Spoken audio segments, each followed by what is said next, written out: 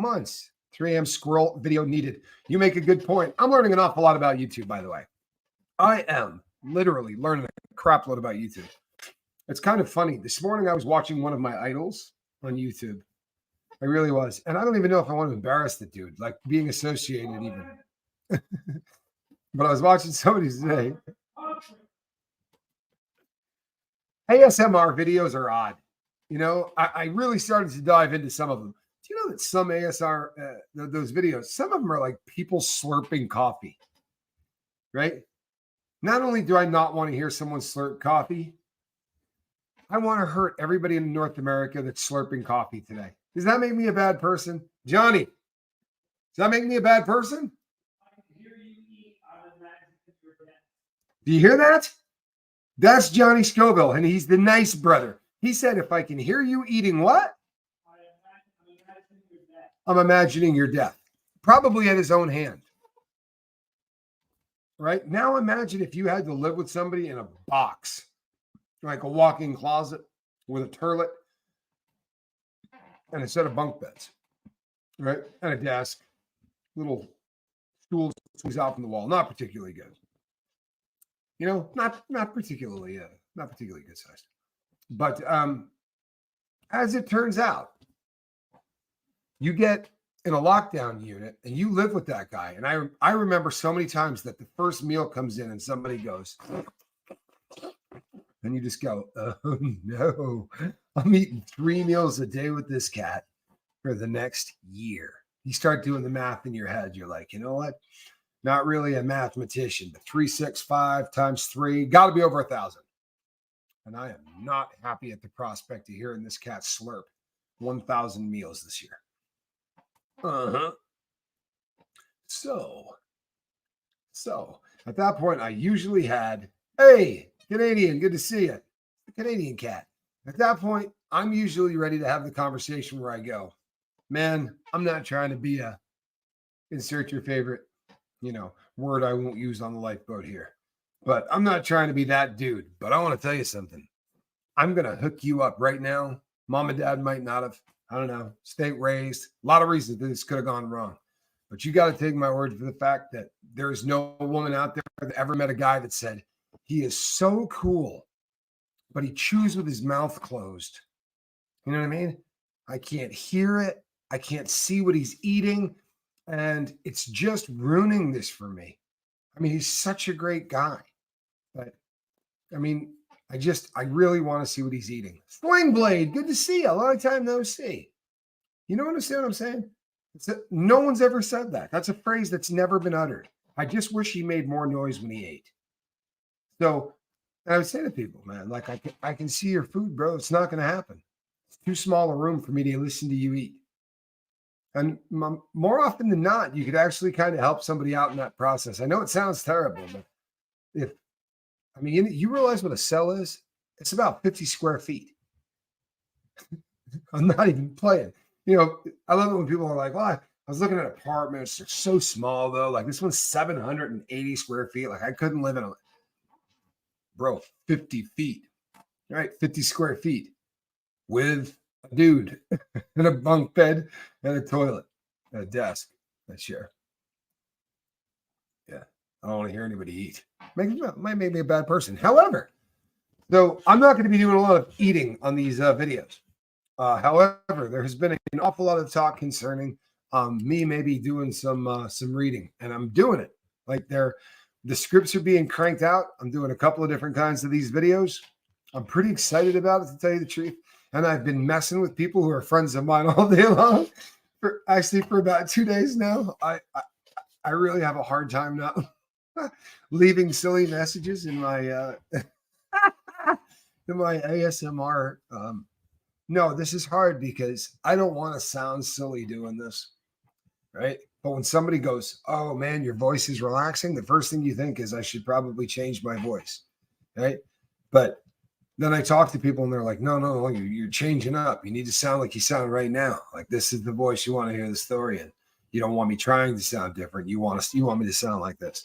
So I can do that. I got this down, I think. But now I do crack people up and leave really silly messages. I I honestly have done stuff where I sat down and recorded my voice before. I've done this for other things. I was telling Spanky. No, I wasn't. Maybe I was telling somebody else this. But right around the time I met Spanky's ma, I had done a little of this. There was actually a couple of commercials that were north of the border commercials for some of you Canadians. If you go back and listen, one has something to do with in Canada, the water rushes a little bit faster. Like one of those. It's a really, really long time ago. But I'm not joking. Right around the time I met Spanky's ma, I was playing around and doing stuff. And Heather, thank you. Anyone who grew up in the 80s remember spitballs blown through straws? Sure. Well, if you can't be funny, what else have you got? You make a good point. You make a good point.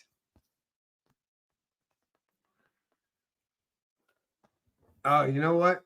I want to tell you something. I ate some tincture earlier today on my brother's channel. Let me tell you something, people. If you're new to the Chase the Heat family, I have had more tincture, right? Like take the top off the bottle and drink the entire thing. I don't know that there's anybody on planet Earth that's done that more than I have. There might be an idiot out there that has done this like 9 times, 8 times, but I probably have done it 7 times. I did it once at work, which was an unbelievably bad idea. In fact, you know what? I might have done it twice at work, which was really, really a bad idea. When you recited Jabberwocky, that was the ASMR voice, said JD.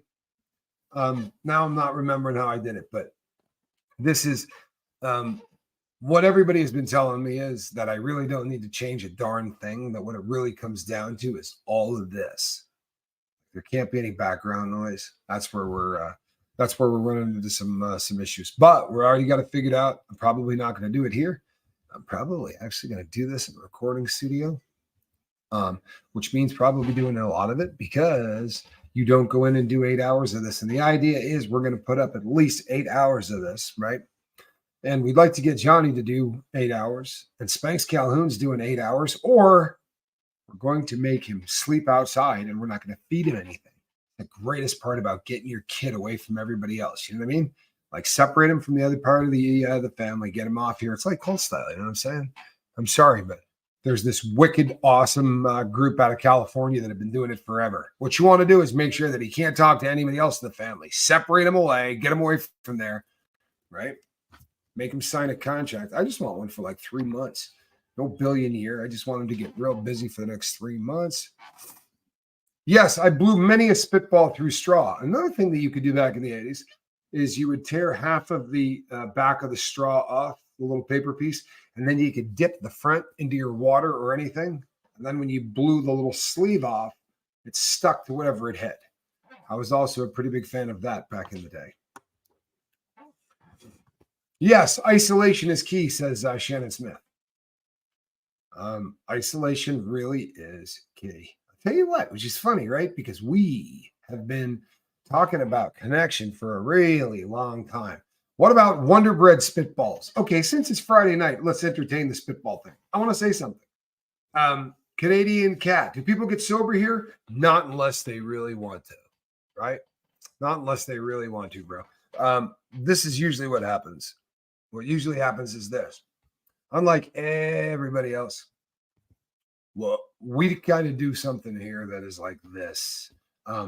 Because in my previous life, I broke a bunch of laws, robbed some banks, ran some guns, did some other things that I'm not particularly proud of. Virtually all of which had something to do with stealing something in one way or the other. I was a thief. That was really my crime. So when I got out and I kind of had to go to meetings, I wasn't going to do that because I relapsed in the parking lot of more places that you go to get sober than anybody you've ever met. Like I'd get a good run going, but the federal government or the state government would say, all right, Tommy, you got to go bring us 90 meetings in 90 days. And I swear to God, like I would get on my knees and say, look, man, don't force me to go into a room full of junkies. That's what I was.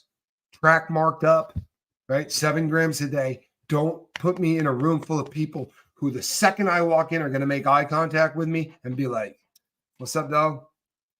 I don't know how to explain it, but I swear to God, it's a fact. I've watched this happen. And if you're addicted to drugs, you've probably seen it happen. If you ever get put into a rehab without saying a word, without discussing your drugs of choice, people who do meth will click up.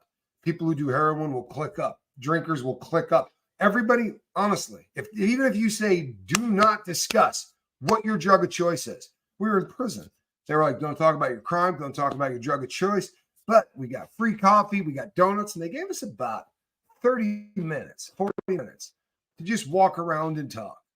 And then they said, all right, do me a favor. Raise your hand if your drug of choice is methamphetamine. Now at the time, just about everybody in the state I was in was getting busted for meth. It was like that heyday. And just about every hand in the room went up. And all of these hands were in little groups of 5 or 6 or 8 or whatever. And it said, raise your hand if you're addicted to heroin. And there was 3 people in that room. I was one of them. And the 3 of us were standing apart from everybody else, drinking coffee. Nobody ever said anything to anybody else, but we just knew, I guess. We just knew. But I go to an NA meeting and I know. And I also know who's holding. I know who doesn't want to be there. And I know who's got dope in their pocket.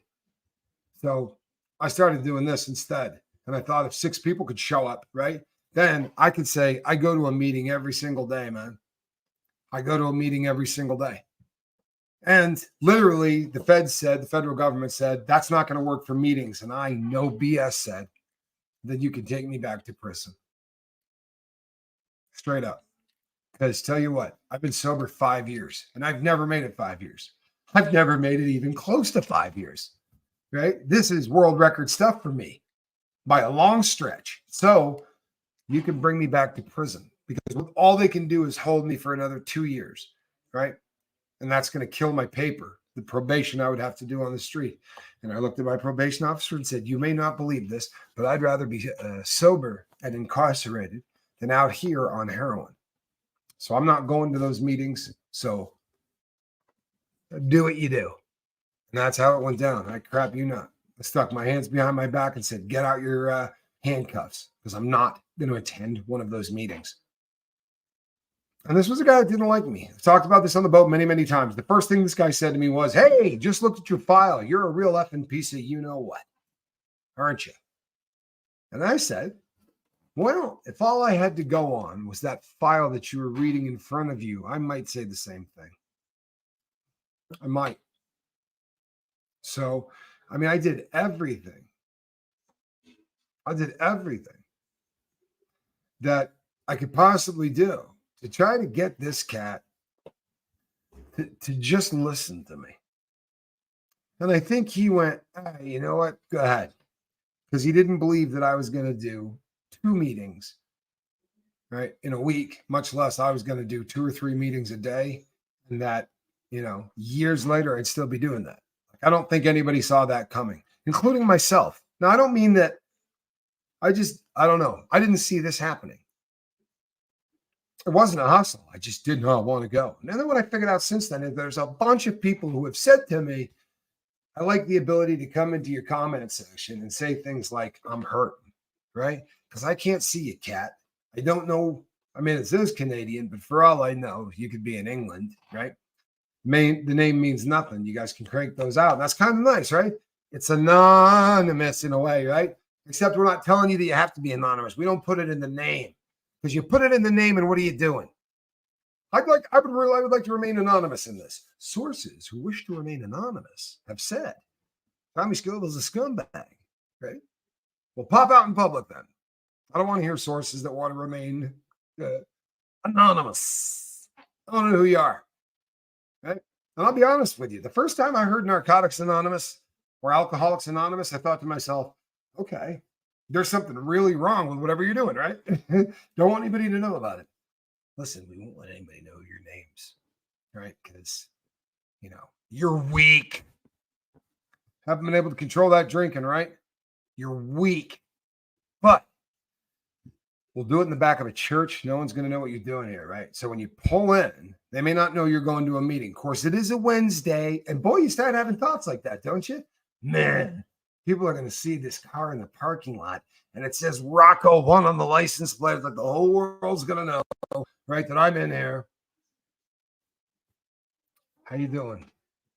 My name is Tommy, and I spent the vast majority of my life addicted to heroin. I stole to keep that habit going for a really long time. Kim, 3 months, Kim? Thank you. Much love from Israel. Much love back to you. Thank you so much. I'm glad that you're here. So while I was in prison, I started talking to a guy who helped me get sober. I mention he's black. Every single time I say, the man who saved me, I say, he was a black man.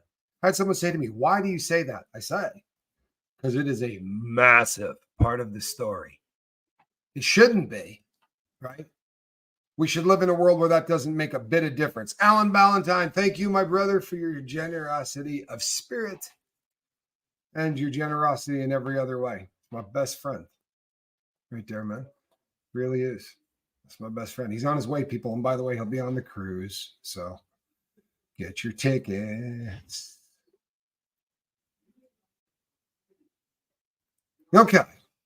So I mentioned every single time that the man I met was a black man because I was in the custody level I was in American prisons anyway. They're racist by design. The people that run the place, the inmates and the institution want to make sure that black and white people don't hang out.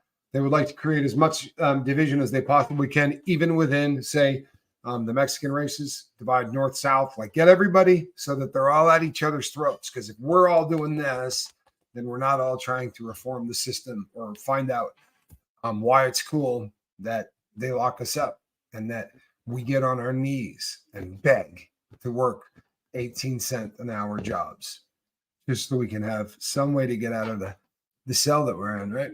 Some way to feel like you're somewhere else. Some way to feel like, you know what, for 8 hours a day or 10 hours a day, if they let you, or 16 hours a day, beg for that overtime and work for about 75 cents an hour, maybe even $1 an hour. Can you imagine? On the street, if I said, hey, I got a good job for you, I'm going to start you out at 16 cents an hour, we'd have a long talk, wouldn't we? But in prison to get those jobs, I would show up at 5 o'clock in the morning and I would stand on the line from 5 o'clock to 6 o'clock every single morning until I got an interview. I was online with a lot of other people who were doing the exact same thing. And you know what we were told every single day by the person who was going to interview us? Showing up here every single day does not get you a job. It's not getting you any closer to a job. You're wasting your time being here every single day. Stop it. When I told Q that, he said, yeah, he's going to tell you that every single morning. But one day, they're going to catch 4 people back there with some dope on them. 3 people are going to get into a fist fight. Something's going to happen. And the cop is going to walk out and he's going to go like this. You 4. And if there's nobody waiting there, then they're going to put up a sign and say, we're taking applications. That was all I needed to hear because I would stand online there every single day from 5 to 6. No problem.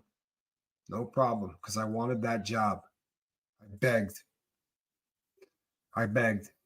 And I got big pimping. I actually got to a point at some point where I was making $1.26 an hour. And I want to tell you something. Woo-hoo-hoo! Killing it. Making big money.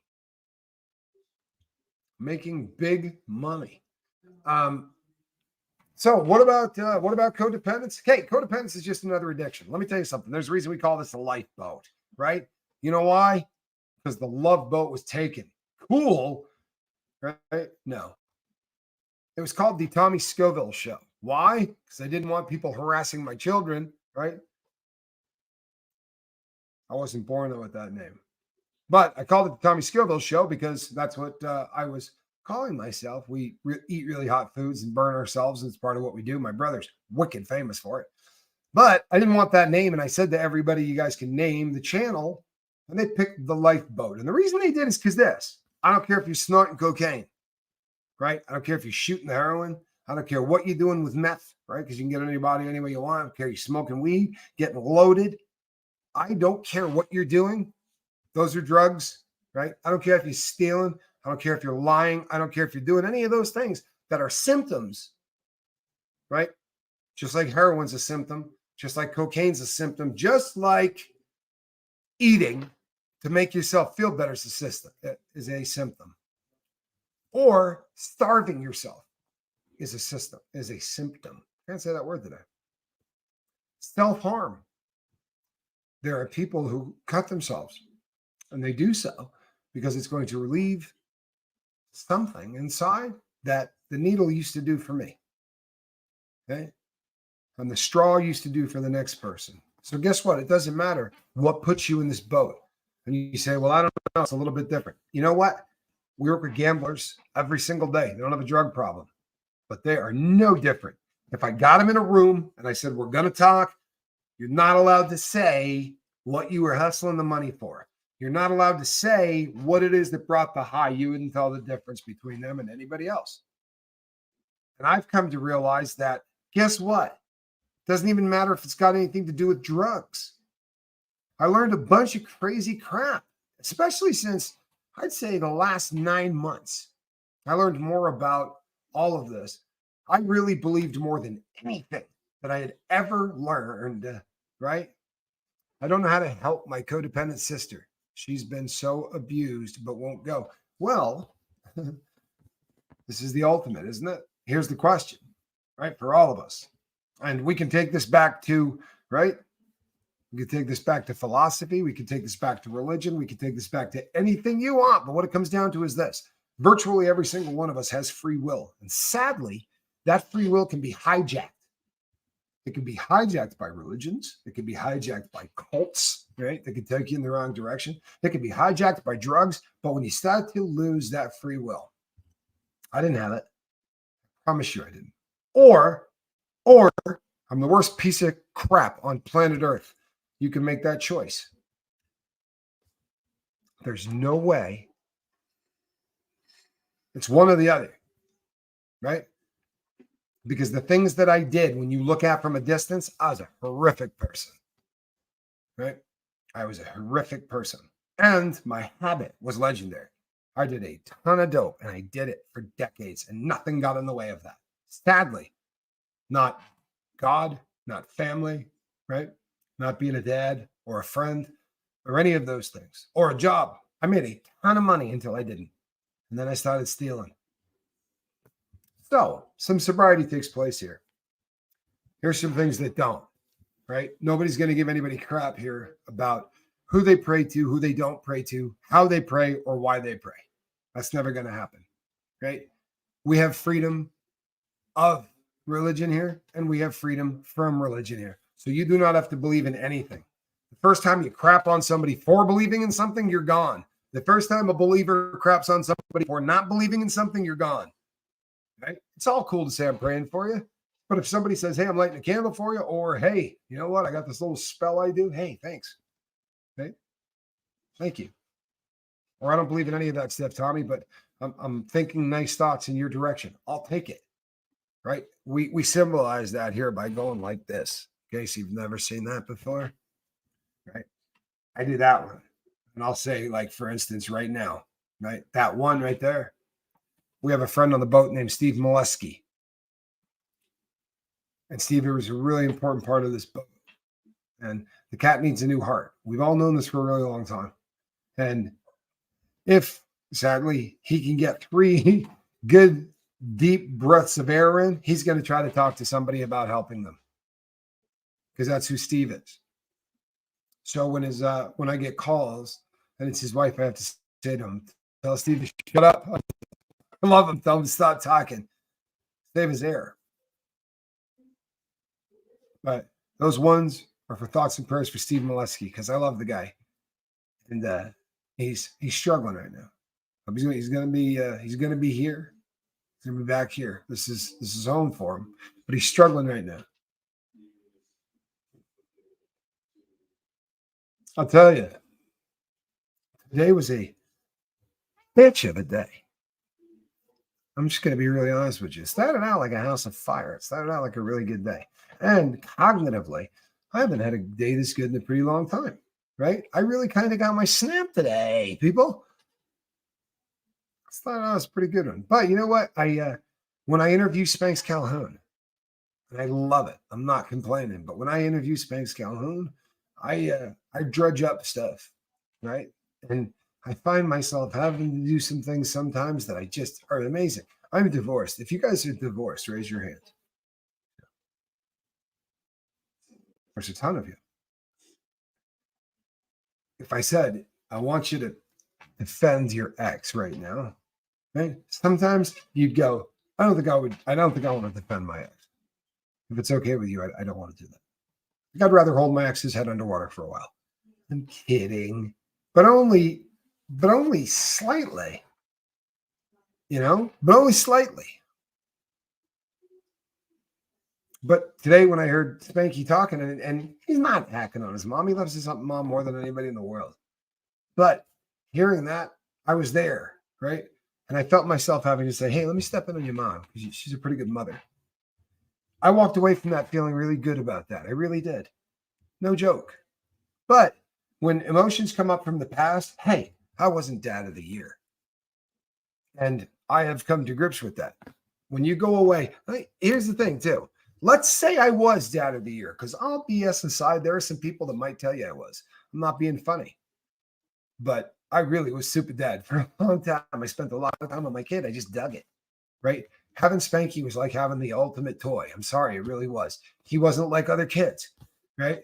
He had a vocabulary at 2, like he has now. Like Spanky was touched, and it was so much fun to have him around. It was like a Chucky doll that didn't want to hurt anybody. Like I had the coolest little 2-year-old on earth, and I took him everywhere. All right, and I hung out with him. I spent so much time with him. I wanted to teach him how to do everything. I wanted to teach him to swim. Right? We had father-son time, like nonstop. So there are people who said I was a great dad. Trouble is, that great dad was doing dope. And when I first started sitting down and talking to Mike, it was incredible because I have the world's best memory. Up until just recently, anyway. I really did have the world's best memory. But do you know what? I didn't remember any of the good stuff. We don't do that. I didn't remember any of the good stuff. I remember sitting down and having an interview with Calhoun and just letting it go and saying, I'm so sorry for this. And he said to me, you know what I remember? I remember really great Christmases. Like I always remember the Christmas tree being stocked. I remember spending a lot of time with you. I remember you teaching me how to ski. And he started to talk about things. And I went,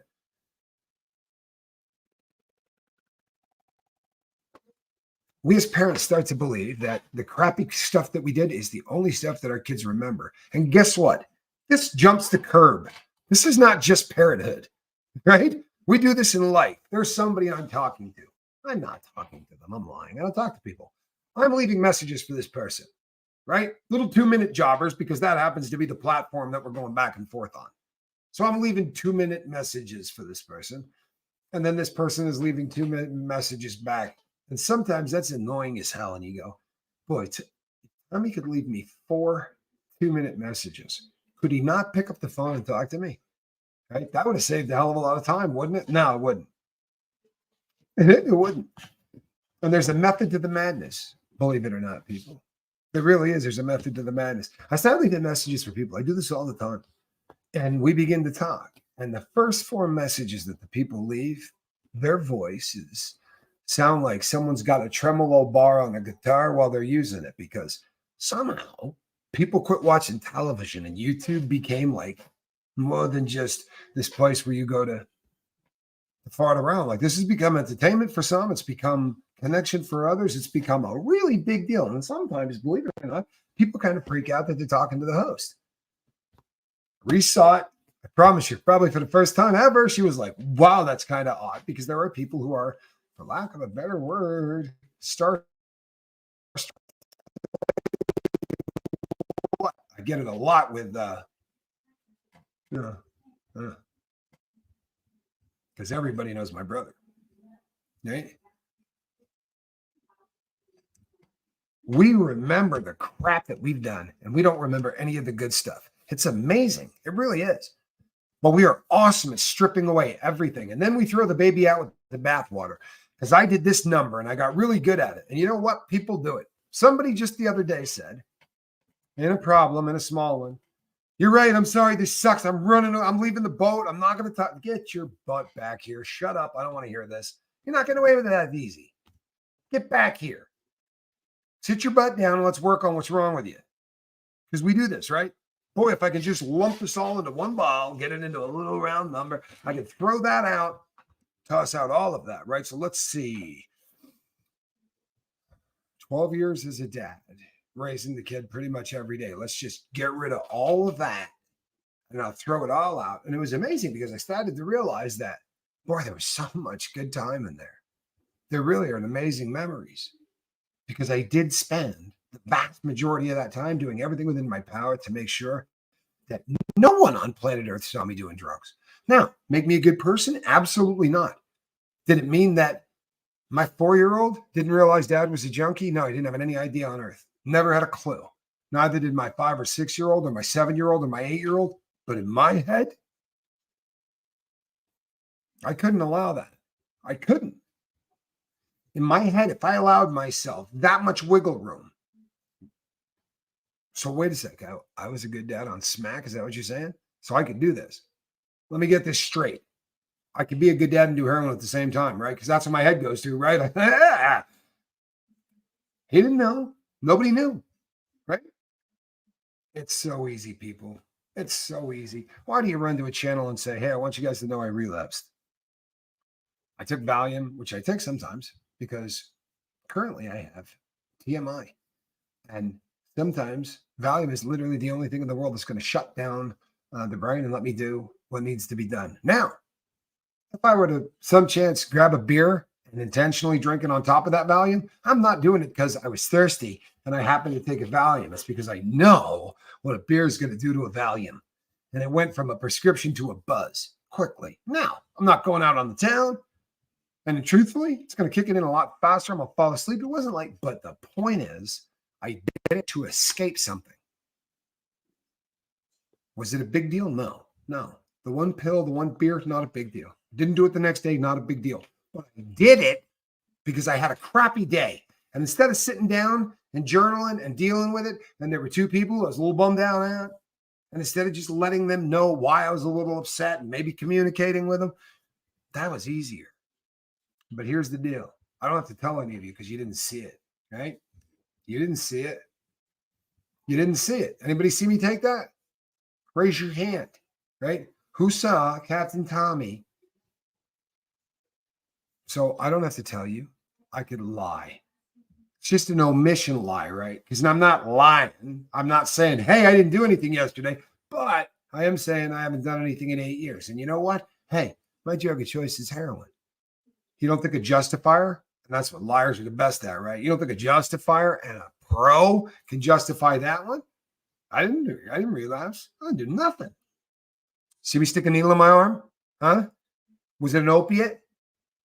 Then I didn't relapse. But I wasn't going to play that. I wasn't worried about that end of it. You know the end I was worried about? I was worried about the BS end of it. I was worried about the part where I go, you know what? I'm just going to lie to everybody. I'm just going to lie to everybody. It's okay. It's a little one. It's not a big one, right? It's not a big one. It's a little one. It's just an omission lie. But it's permission to tell the next one. And let me tell you something. I'm going to gain speed. Good Lord in heaven. Danny's mom just bought everybody on the Lifeboat a membership. Danny's mom, thank you so much. My goodness. Thank you. And Calhounas. Danny's mom, that is incredible. That really is. People, that says 50 memberships.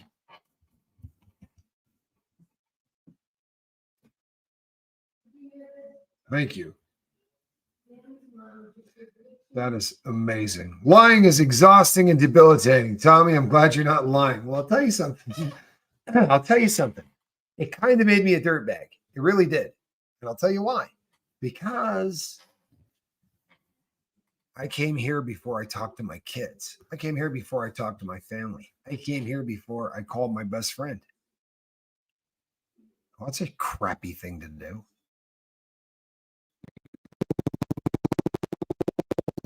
until the end of time. I did it because views are more important to me than anything else. And you know what? Go ahead. You got your freebie because you can make a good argument for that point. Hell, I could make a good argument for that point. I could call myself a dirtbag and argue that point. It's pretty easy one to argue. Let's keep it real, right?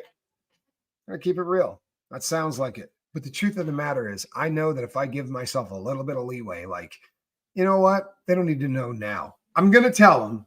I'm just not going to tell them right now. I'll tell them after lunch. And I'll tell you why. Because we're having a good run right now. Like the boat was on fire. This is the last time in the world. I mean, the worst time to tell somebody that I did something like this is when people are starting to listen to me, right? I could talk myself into anything, people. I talked myself into stealing from people I loved. I talked myself into walking into banks and saying, I need you to give me the top drawer and the bottom drawer now, right? Okay, not normal. No one in their right mind does this crap. Now you say, so what you're saying is, right? If you start BSing, you're going to be in that bank. Yeah, that's what I'm saying. Yeah. Not that day. Might be 2 months, might be 6 months, could be 5 years. Maybe it's little white lies for 4 or 5 months. Because you know what? My brain's good at this crap. It's insidious. And if I start doing it really quick, the journal will catch it. I promise. The journal will catch it. You'll catch yourself and you'll go, what am I doing? But if it's just that little one, it's just that little one. I'm not lying. I'm not. I'm just not telling them. You know, when the first one of those happened, you've been on the boat a long time.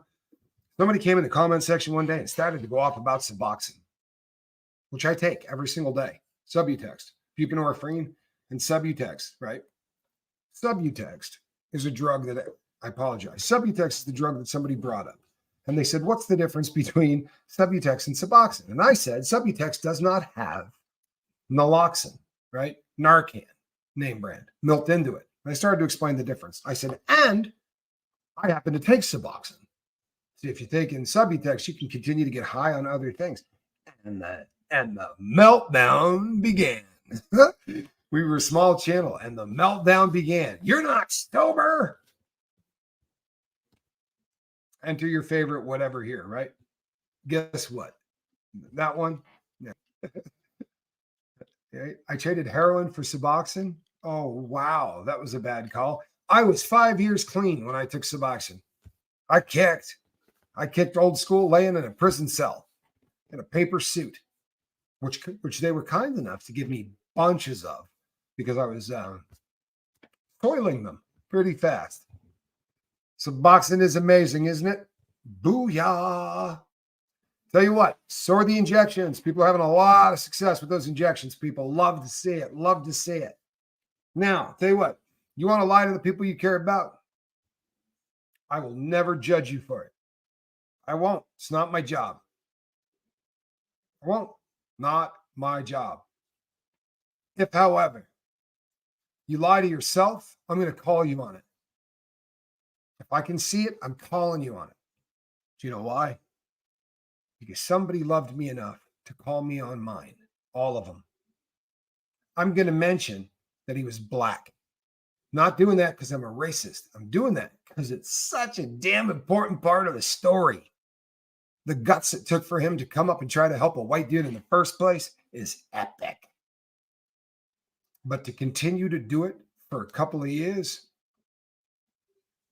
and it's why I'm here today.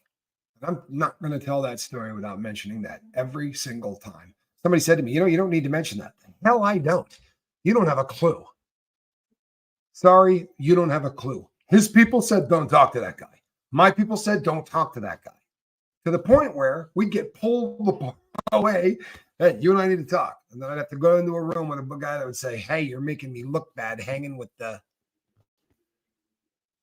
Yeah. And I would say, oh, I'm going to continue to do it. Because I'm moving forward in life. And I'm becoming a better person every day.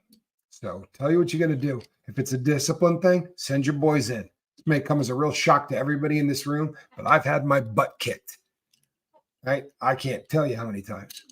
I love it. People tell me I get stories. You people write me stories, especially guys that have been in jail. I get these stories all the time. Man, 22-0, never been in a fight. You never lost a fight. Wow, man, you're in the wrong line of work. You go 22-0, perhaps you should be doing that crap for a living, right? Because most of the fights I was in didn't have rules. You go 22-0 in a ruleless sport, you're killing it. I'll tell you. I remember once in particular catching one in the back of the head from a lock in a sock, right? I don't remember much of the rest of that fight. I did take some stitches. I mean, it's a pretty violent place. Right? A lot of fights that take place. Anytime I see part one, I gotta know what part two is. You know what I mean? Part one, funny story. I just got word that one of my good buddies, soon to be ex a-hole, just committed income tax fraud to the tune of $8K. It's funny because he doesn't know she caught him. Ooh. Oh, lovely. By the way, just in case you're also keeping score, because there are people who seem now to want to make up a bunch of crimes that I haven't done, I have actually been caught for that. So there is a little income tax stuff in my past. If you want to look, you're going to find that. Oh, there may also be a pinch of insurance fraud. I have said that my criminal record is all theft. It is not. There are a couple of other interesting types of creativity sprinkled through there. None of them, for the most part, had to do with anything other than trying to get a lot of something for free.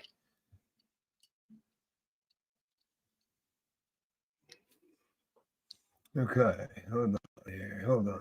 I'm looking for part two, and I didn't see it, so it must be wait. It's easy to speak the truth to others, but hard not to lie to yourself and justify the things you want to do, like drugs. Boy, there's a lot of truth to that, right? A lot of truth to that. Funny story part two.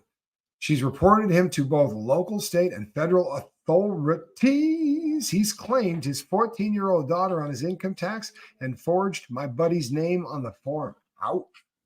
That's not good. It's not good. I'll tell you a funny story. You know how I got caught? I think I may have told this on the boat before, but I'll tell the story again. When you work as a public speaker, right? And you get up on stage every day and walk out and do your thing, whether you're no matter what you're doing on stage, if you're selling stuff, whatever, you're still the show. You're still walking out on stage. You're getting paid to do it. And it kind of goes to your head, right? Is theft from thieves theft? Boy, if it's not, yeah, it's still theft.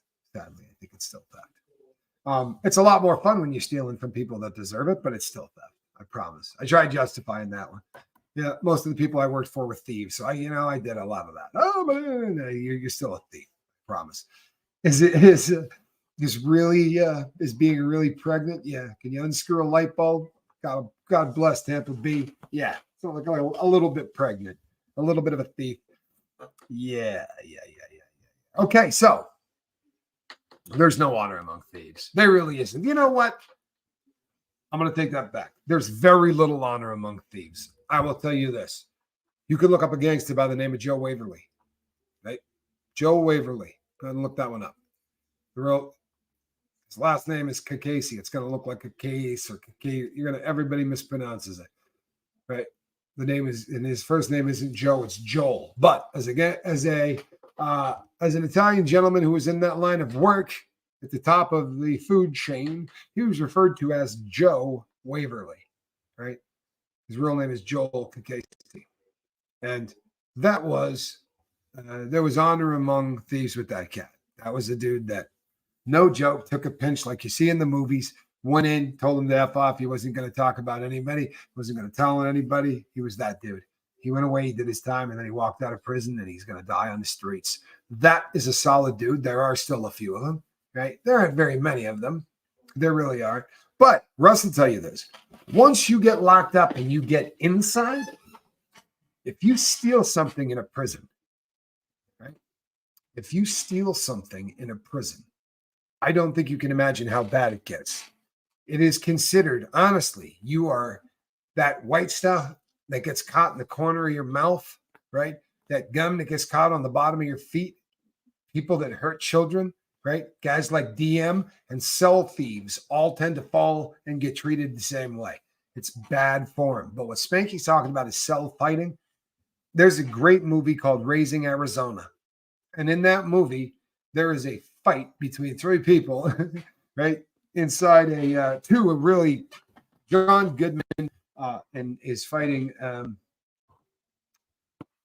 Nicolas Cage. And not only are they in a mobile home, but they're in the bathroom of a mobile home is where it starts. And that's pretty much fighting in prison. Like you pull your arm back like this, like you're gonna punch somebody and you're gonna hit the wall behind you. You learn a different kind of fighting, I promise. And the crazy thing is that they'll send 3 guys in to get you. You know, I always thought you're a little safer if they send 3 guys in because they're gonna end up beating up each other trying to get to you. You know? Or they'll send 1 guy in, right? And 2 are going to stand right outside the cell. That's when it's bad, right? Because they're going to take turns. You know, they'll sort of rotate through, but they're trying to give that guy enough room to work. Enough room to put some work in there. Son, you got a panty on your head. Great line. She's seen it. The sun does not rise and set on the corner store. I know you're partial to armed robbery, but the sun does not rise and set on the corner market. Hey, could you hurry up with that? I'm in Dutch with the old lady. Some of the greatest lines ever written. That is a really well written script. In fact, when he's talking about why they needed to go steal the Arizona child in the first place, the doctor said her womb was a rocky place where my seed would find no purchase. I'm sorry, that movie absolutely killed me. If you've never seen it, do yourself a favor and go see that. Gene Strong says, fantastic film. And let me tell you something. Gene, never wrong. And you know, I can back that up because that's the first thing I remember reading from Gene, and it's perfect, right? So far, never wrong. No dark sarcasm in the classroom. I'm sorry, Tampa B. I love you, but this is kind of funny. You know what I mean? This is kind of funny. Every once in a while, you come across something and you think to yourself, it might not even have to be said. I love you, but honestly, is there anyone that doesn't like bacon? Do those people exist? And I know, people are going to say to me, you know, there are religions. I'm going to tell you something. I'm going to do it. I'm going to do it. I was having a breakfast once with a guy who was pretty famously Muslim. And at one time was the heavyweight champion of the world. In fact, I think 3 or 4 different times he was the heavyweight champion of the world. And a guy I used to work with, and we were having a breakfast, and it had been brought up to the room because Ali is not a guy you can go into a restaurant and sit down and have a meal with because everyone on planet Earth knew who he was. I'm not kidding. The internet was a little different and whatever, but at that time he was considered because of the thrill in Manila, the stuff he did in Africa, traveling the world, the philanthropy. He was the most recognized man on earth. More people knew who he was than knew who anyone was. So you didn't go down to the restaurant, right? You didn't get into a regular car where people could look in because they start following. So it always had to be. But anyway, so we were having breakfast and I had, as I always do, an obscene amount of bacon on my plate. Because when they say, would you like a little extra bacon with that? I say, no. I would like an obscene amount of bacon on this, right? I want it really, really crispy. And I want the person to go, there's no way that anyone wants that much bacon on their plate. Like, that's what I want the guy in the kitchen to say. And then I want him to look down and be like, that might be Scoville. Is Scoville staying here? Okay, no, good. Send that up. I want 2 rashers of bacon, right? Cut about 1/4 of an inch thick. Crispy to the point where when you bite into it, it kind of turns to dust in your mouth. Everybody with me? Okay. Piles of it. I'm a fan of bacon. They don't give it to you in the joint, by the way. But anyway, the former heavyweight champion of the world, a Muslim, who you probably know, reached over, grabbed a piece of my bacon, took the entire thing, snaked it all into his mouth at once, while my friend Danny, by the way, was looking directly at him. And then he looked over and went, what? while he was chewing in his mouth. And I went, I don't think you're allowed to do that. And literally while chewing my bacon went, do what? And I was like, you know what? You're not that fast anymore, man. I saw it. I saw that. And it happened more than once in the time that I knew him. I'm of the firm belief that when no one is looking, everyone eats bacon. Sorry. By the way, the question earlier, and I saw it, was what was the bet that I lost that put me on Chase the Heat, burning myself with tincture? Now, in my own defense, I have done tincture considerably hotter than the tincture that I did today. Nothing wrong with that tincture. That tincture is hot as heck. But it's not that 15 or 14. What was that stuff Broom give us? Oh, I think it was like 12 or 13 million units, but Scoville knows. But I had me in a ball on the floor doing this number. I didn't technically lose a bet. I just started off the show that way. Here's what happens. I will say to my brother one time, yeah, no, I'll do that tincture with you. And I don't think about it a lot. I do love filming with my brother is more fun than anything in the world. It really is. I love filming with Johnny. You know, even when my brain isn't working right, neither is Johnny's, right? And we're always in sync. So when I do stuff with him, he almost, it makes it look like I know what I'm doing, right? But unfortunately, I burn myself almost every time, or I get to vomit. What else did I get to do? It's usually something foul, and you people love it. I mean, you do. So technically, I didn't lose a bet. I was over there. But when I did the dropper myself, Johnny didn't do it or anything. And when I did the eyedropper, it hit my top lip, and then it hit my bottom lip, and it went between my teeth and gums like chew. And I promise you, that's not how you want to do tincture. Take this from a guy who's drank a 6-pack of bottles of tincture in my life. Honestly, there's something to how you do it. I want the drop in the center of my tongue. I want to let it burn. I want to drop it right in the center of my tongue, and I just want to let it burn. And that's not how it went down. It got my lip. It just went, and then my face was on fire. And of course, I'm sitting next to Johnny, right? And nothing burns Johnny. I mean, that's not true. I've watched Johnny hurt, and I've seen him, but it's always that super extreme challenge stuff. It's nothing. Normal stuff he doesn't hurt. Why would you ever eat something he gave you? If this is not the greatest question that anyone has ever asked on the Lifeboat, and you answered it yourself. Hold on, because I saw the answer. I did. Okay, there you go. There you go. There you go. There you go. And I think that sums it up, doesn't it? No, that's just dumb. That's just dumb. And I've said this earlier. Oh, you got a violin, Tampa Bay. Tampa Bay. Do you know that I am going to be working with apparently screenwriters? And I don't know where I'm doing it, but if I'm doing it in Florida, you're in deep trouble.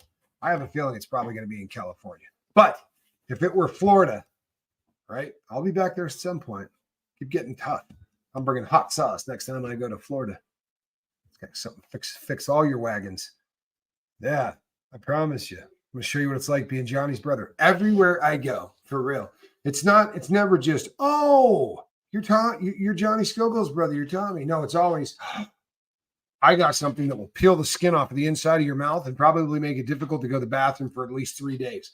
And I'm going to watch you eat it because you're Johnny Scoville's brother, right?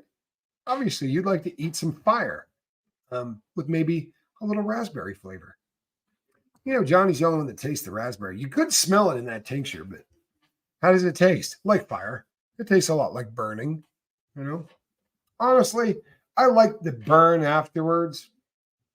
Did you see Alan Valentine almost kill me when he was here? Right? And that's my best friend. Even he wanted to kill me. You saw it. I said to him, Alan, we're going to do some pods tonight. These are fresh pods, right? And he's a chili head. So I was like, hey, I'll do 2 to every one you eat. Right? Nudge, nudge, wink, wink. Right? Homeboy, like maybe eat 2 of them and I'll eat 4 of them, right? Let Tommy look cool. Alan starts doing this one. He was two-handed those things. It looked like Aaron eating French fries. I'm serious. Alan Valentine, I can't remember how many he ate, but it was way too many. You know what I mean? I was like, wait, did you just eat 6? I don't remember what it was, but I'm like, oh, no. That one almost killed me.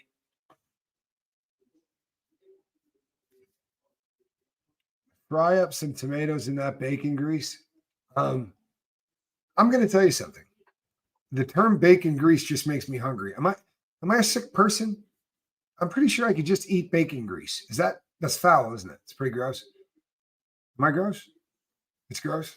I feel gross. No, I'm not kidding. I think I could do it. Shannon Smith said the lifeboat. I did. There you go. Fry my shoes in bacon grease. I see. I'm not alone. I love you people. I'm among friends. Do you see this gal? Huh? These are my people. These are my people.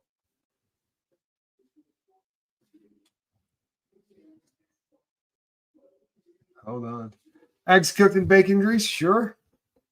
You might be a closet Souther. I'm only going to give that a try. I strain my bacon grease and use it to cook my burgers. Snot face. You want to hear something really funny about that? Hold on. I should probably see if my Scoville's even slightly around. Hold on. I think I might be safe. All right. So growing up, my family always did that. And that was everybody in the Northeast did that, right? So my mother would make whatever, and we had the cast iron stuff, and they would pour it into a can and save the stuff. But my father always referred to it not as the grease or the bacon. It was the fat can. So my dad would get a real kick out of it because he would go, "Hey, I'm done with this. Where's your mom's fat can?" And he would really get a kick out of saying like fat can, like it was my mom's fat can. And I don't know, from about as young as I was as a little guy, that was something that always made me laugh. Like I always knew that dad was taking a shot at mom, and I thought it was pretty funny. But without fail, the old fat can thing, and it just never got old. It's like there was something about my dad's jokes. Like you could hear my dad's jokes, for 40 years, and they were still funny at the end. He was a pretty funny guy. Jeremy Shelton, was there a good reference back there? Yeah, there was, because even Kristen and Melinda's laughing. And oh, sorry to start the bacon talk with my title. No, you know what? You can't. I've never been bummed out by anybody discussing bacon. I'm just saying. There are things in this life that are they're sacred cows as far as I'm concerned. They're untouchable, so to speak. Right? Like you can talk about squirrel. I might kill you, but you could talk about squirrel. I mean, you can talk bad about my brother. I'm going to block you off my channel. I'm never going to speak to you again as long as I live. And if you're close enough to me, I might crush your freaking larynx. But you can do it. Okay? You can talk about Spanx Calhoun. I'm going to stomp a mud puddle in your chest, but you can do it. You can talk about my daughter. I'm going to take you off the planet. Okay? But you can do it. Now, you talk about bacon. Now it's personal. Feel me? I'm bringing all those people I just talked about with me. and all the bacon lovers of the boat. Yeah, that's right. I'm coming strong. And we're worldwide. I was about to say we're nationwide because it's such a great song. You know the song, right? Hey, Johnny, can you play Bad Nationwide? Today we'll have to do it because it's a really good song. I believe that one might be by those three youngsters from Texas. One of them plays a really mean guitar. Can we talk about Caddyshack too? We could, or we could just put cement waders on you and toss you off the side of the boat. I'm willing to say, because I've given this a lot of thought. I'm not joking. There are films out there that are so bad that while gladiators are clanking shields together, you can see that one of them is wearing a Timex. It's a very famous film. It's absolutely awful. This isn't a Timex, but you get the point. And in the background, right, in one of the fight scenes, you can see what is unmistakably a 727 flying across the sky, and not like surreptitiously. It's leaving big like trails behind it. It's the worst crap you've ever seen in your life as far as a movie being synced up. Spanx, you have pushed it to a dangerous level. Did you just really put up you put up the playbill? You put up the movie poster from Caddyshack 2? Wow. That's my son. Yeah, the vapor trail is in the background. You also can see the Long Island Expressway. I'll get the name of this film because it's escaping me right now. They used to joke about it on the Carson show all the time when I was a kid. But you can see the Long Island Expressway. So they're like riding horses in and getting ready, and you can see like cars are going by. It's absolutely the worst crap you've ever seen in your life, right? The worst. And I find these things rather entertaining, truthfully. Any love for Shakes the Clown? Yeah. Yeah. I can never watched Caddyshack. Please don't block me. Block you? This is going to sound horrible, right? There's no way to say this nicely. There really isn't. There's just no way I can say this nicely. I met Ted. Ted's a great guy. I hope Ted is somewhere nearby right now, because this is just going to come out awful. But Tampa Bay, I need to be there when that happens for the first time. I really do. I don't think you have any idea, right? Exactly. Mischief Managed kind of sums up an entire world. People on every single continent. By this time tomorrow, I'm not joking. By this time tomorrow, I will have people who have weighed in on this from over 100 nations. I promise you, who are going to go, wait, she never saw Caddyshack? The good news is you have the ability to see what may be one of the funniest films ever made, and by far the funniest golf film ever made. Tin Cup, great film, taking nothing away from it. But Caddyshack was incredible. Now, Caddyshack 2 was an abomination. Truthfully, the people who made it, and I'm not saying this lightly, sometimes you just have to say, this was so bad that you should not be able to ever make a film again. It can be that serious. Do you understand? And then there are films that are so bad that you have to say, we're taking everyone that had anything to do with this and we're burying them alive. Or we're dumping them off the side of a ship in the middle of the ocean. If they can swim their way back, fine, they can make another film. But if not, they're done. That's it. It's a wrap. Caddyshack, brilliant. Sandy Wandy agrees. Everybody agrees. If it wasn't for Caddyshack, Spanky Calhoun would not even be my boy. I'm not kidding. It was one of the things that first bound me to his entire family, right? His uncles, his mom, all of them. One of them cracked a Caddyshack referenced joke at a pool I was at near a marina where I kept a sailboat. And that was like the icebreaker, was actually a line from Caddyshack. So we're big fans of the film. However, and I say this, like, with this, a taste in your mouth so bad that you kind of want to chew aspirin to get that foul taste out of your mouth. Do you understand what I'm saying? Have you ever had a taste in your mouth so disgusting that you thought to yourself, only chewing on aspirin could get the taste of Caddyshack 2 out of my mouth? You ever tasted it? I'm not making this up, people. I don't think you didn't know how disgusting this is. Have we made the point, Calhoun? Have I beat this sufficiently? No? I think so. I think we get it. I'm just guessing. But yeah, I think we get it. I've actually never seen Caddyshack 2, but Jeremy Shelton is quite convincing. I might have to check it out. Or Altoids. Tampa Bay's no Altoids might have been a better bet. But you know what? This is actually my buddy's funk band, Kristen Melinda, Super Bubble. If you guys are into funk music, funky stuff, check them out. Pretty sure they're on all the platforms. Brother, check it out now. And if they're not, we're going to get them on YouTube real soon. Soul Brother.